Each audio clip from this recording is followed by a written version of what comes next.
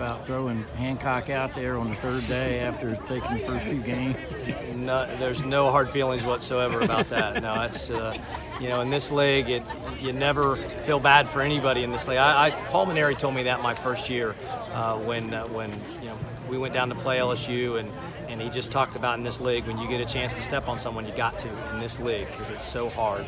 And we felt really good about our chances today with Emerson on the mound. He's so good. They came out in the first inning swinging the bat, and it kind of made him mad. He was ticked off in the dugout after the first inning. He really bared down, and it's good to see him knock the rust off a little bit. Last week at Auburn, he pitched well, but it wasn't up to his standards. And we kind of knew that last week.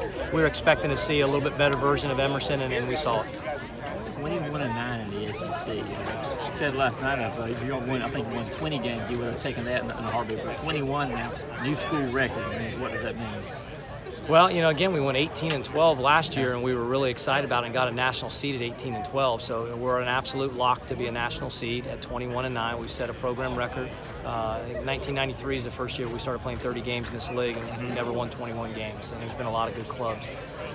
To get 42 in the regular season as well, I think just tells you and shows the consistency that we've had with the way that we've played. And the great thing about it is we've had consistency with different guys. We've had so many injuries and so many guys go out, and everyone has just stepped up.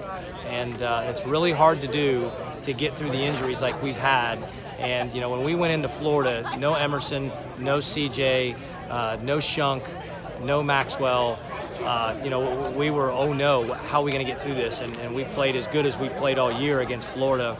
And that's when I knew that this team has a chance to be pretty special. When we could overcome all that and sweep a really good team like Florida, I felt really good about it. And how much more satisfaction does that give you as their head coach to know they can come back? Like I said, a lot of teams, they really killed a lot of teams. Well, I think the thing that it's kind of taught us is that we don't ever have to panic with this team. And that's going to come in handy as we get deeper into this thing and the pressure goes up and the crowds get bigger and louder and everyone's on every pitch. Well, our guys have already kind of been through this. We've already had a ton of adversity. So, our guys will breathe a little bit slower and blink a little bit slower when things get tight.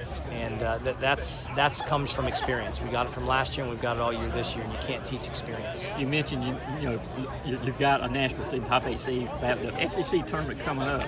I know regional, that's the ultimate big thing. But SEC tournament, how big a deal is this going to be? We're going to play to win every game.